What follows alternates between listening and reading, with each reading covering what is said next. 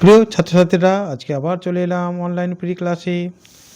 আজকের ক্লাস 9, বিষয় একটি কবিতা অটম, লিখেছেন John Clare. Autumn is a season before winter and it comes with some dull nature, with falling of leaves from trees, but the poet loves the season most. এখন আমরা কবিতা যাওয়ার পূর্বে কিছু কবি পরিচিতি জেনে নিই এবং কবিতার সারমর্মটাও জেনে নিই। দেখো, জন ক্লিয়ার 1793-তে জন্ম এবং 1864-এ মৃত্যু। ওয়াজ অ্যান ইংলিশ পোয়েট, ছিলেন একজন ইংরেজ কবি, famous for his celebratory representations of the English countryside and his lamentation of its disruption. যিনি পরিচিত হয়েছেন উদযাপিত উপস্থাপনার জন্য। কি উপস্থাপনা? ইংল্যান্ডের যে কান্ট্রিসাইড অর্থাৎ গ্রাম্য দিকটা রয়েছে তার উপস্থাপনা, সে সঙ্গে গ্রাম্য দিকের বৈচিত্র্যের যে ধ্বংস সাধন হচ্ছে তার প্রতি তার যে অনুতাপ, সেটাই তিনি তুলে ধরেছেন। Some of his notable collections of poetry আর, তার কিছু বিখ্যাত কবিতার সংগ্রহ হচ্ছে first love, snow storm, the village minstrel and other poems etc. The following poem represents a pen picture of the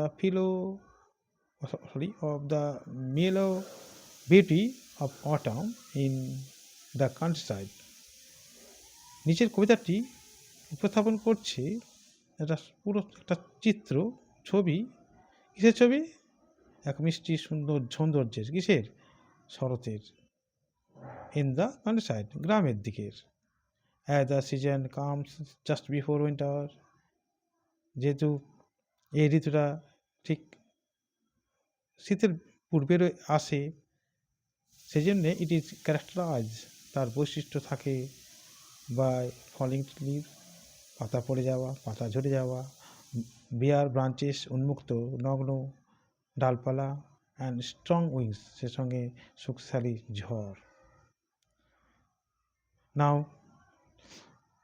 Now let's read out the poem.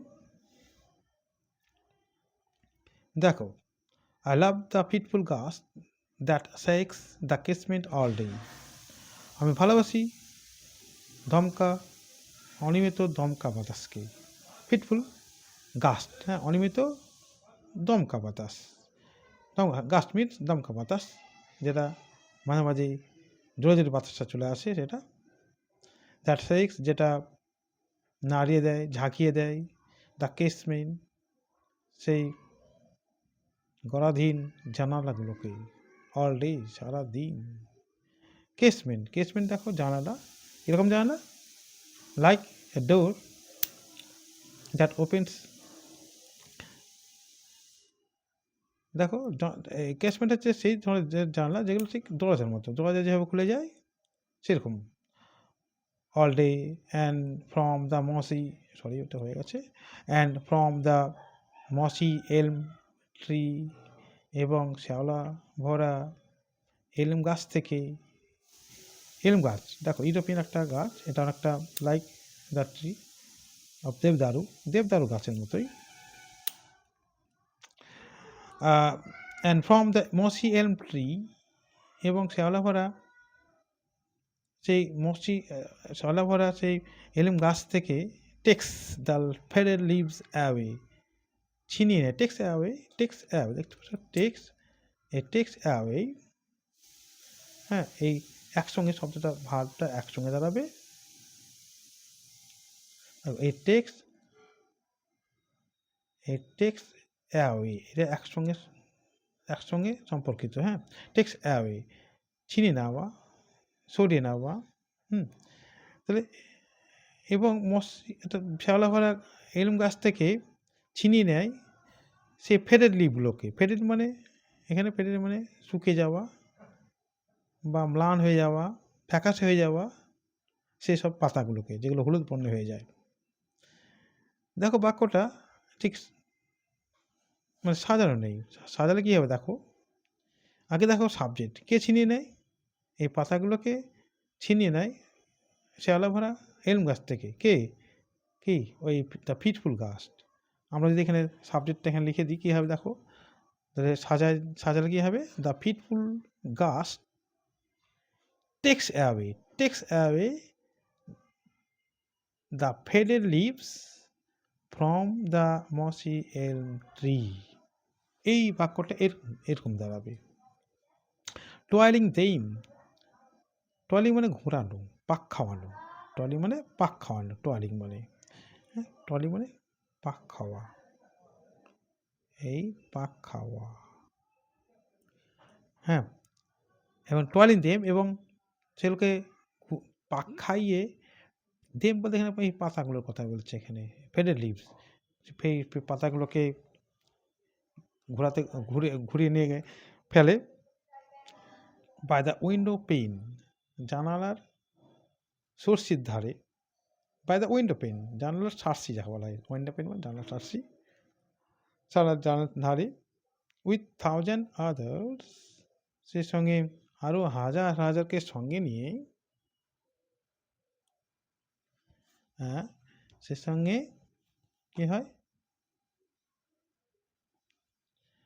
হ্যাঁ দেখো with thousand others, আরও হাজার হাজারকে সঙ্গে নিয়ে গিয়ে ফেলে কোথায়, ডাউন দ্য লেন, সরু গলিপথে, লেন মানে সরু গলিপথ।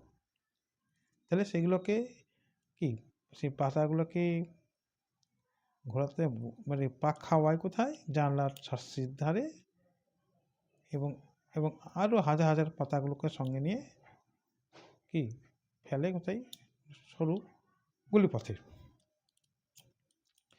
সেকেন্ড স্ট্যান্ডায় দেখো, I love to see the sucking twig, আমি ভালোবাসি দেখতে দ্য স্যাকিং টুইগ, স্যাকিং মানে কম্পমান, কাঁপছে এমন, এটা দেখো স্যাকিং এখানে পার্টিসিপল অ্যাডজেক্টিভ করা হয়েছে, স্যাকিং তাকে, হ্যাঁ স্যাক স্যাক স্যাক সুক সেকেন্ড, হ্যাঁ এই শেকটাকে এখানে করা হয়েছে কি পার্টিসিপল অ্যাডজেক্টিভ, কম্পমান। টুই মানে the soft small and soft branches of a tree, হ্যাঁ এটা গাছের যে নরম ছোট ডালপালা সেগুলোকে টুই বলা হয়। তাহলে আমি ভালোবাসি সেই কম্পমান ছোটো ছোটো গাছের কাণ্ডগুলোকে বা ডালপালাগুলোকে, dance till the short of eve, যেগুলো নাচতে থাকে, নৃত্য করতে থাকে সন্ধ্যার অপ্রবেশ পর্যন্ত। শার্ট মানে বন্ধ হওয়া, ঠিক আছে, কিন্তু শার্ট মানে হচ্ছে ঠিক কোনো কিছু প্রবেশে বাধা দেওয়া, সেটাই হচ্ছে শার্ট। তাহলে এখানে সন্ধ্যার আগমন বা সন্ধ্যাকে প্রবেশে বাধা দিচ্ছে এমন সময় পর্যন্ত, অর্থাৎ হ্যাঁ সারা দিন ধরে সন্ধ্যা আগে পর্যন্ত। The Sparrow on the cottage, সেই কটেজ রিগ অর্থাৎ কুড়ে ঘরের চালার ওপরে চড়ুই পাখি। দেখো কুড়ে ঘরের চালায় কটেজ রিগ মানে অ্যাকচুয়ালি কোনো বাড়ির থেকে বেরিয়ে থাকা অংশ, কার্নিশ বলা হয়, কার্নিশ আমরা যেটা বলি, সেটা পাকা ঘরের দিকে ক্ষেত্রে আমরা কার্নিশের কথা উল্লেখ করতে পারি, কিন্তু এখানে কটেজ বলেছে কটেজ কুটির, তা কুটির এখানে বলতে গেলে চালাটাকেই উল্লেখ করতে হবে, হ্যাঁ যেখান থেকে কোনো কিছু দেখা যায়।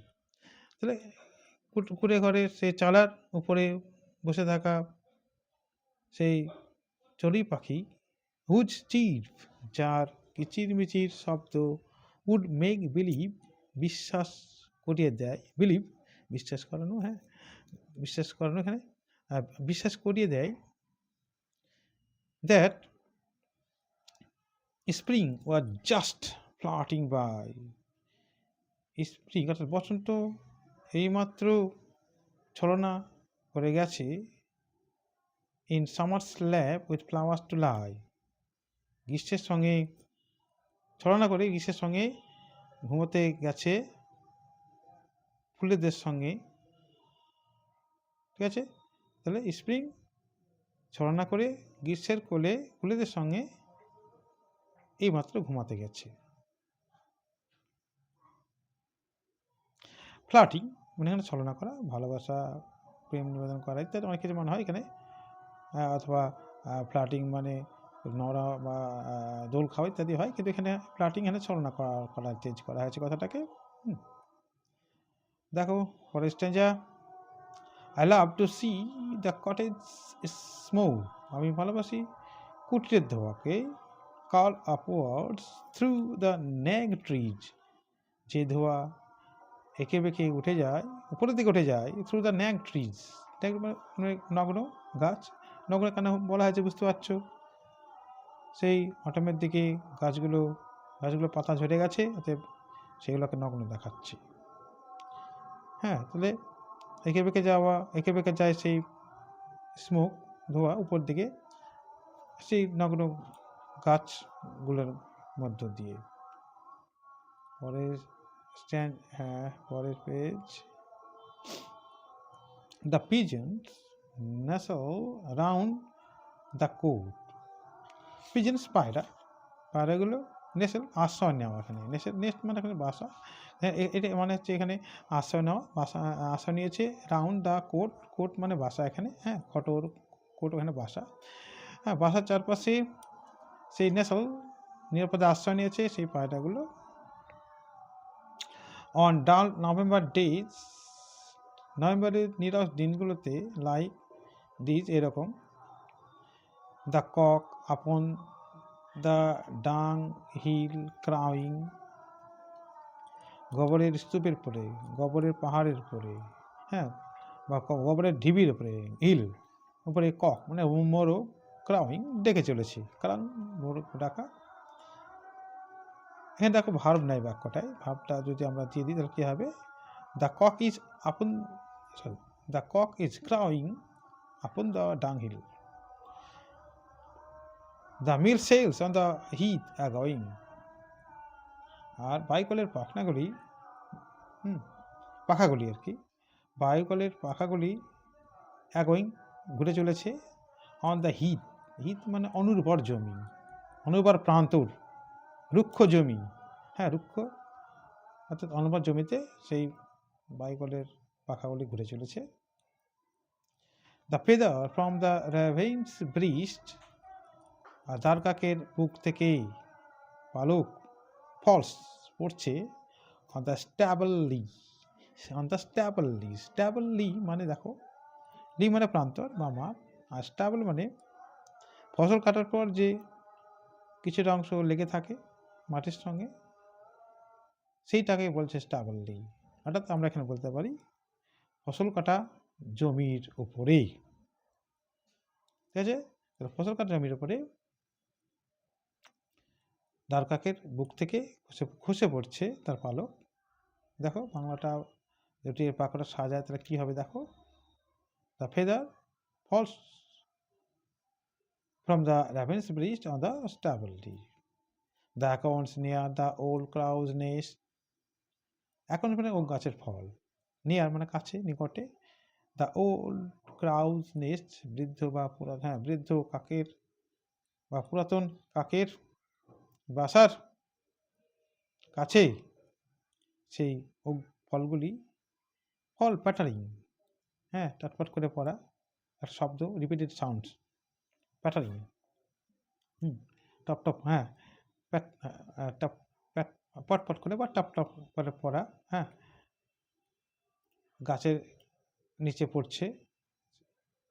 দ্য গ্রান্টিং পিগস, ঘুটঘুতে শুকরগুলো, এখানে গ্রান্টিং দেখো, এখানে গ্রান্টিংটাকে এখানে পার্সিভ অ্যাডজেক্টিভ করা হয়েছে,